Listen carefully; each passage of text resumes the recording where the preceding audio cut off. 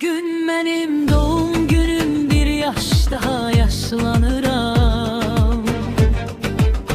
O geçen hoşbəxt günlerin ardını başladıram.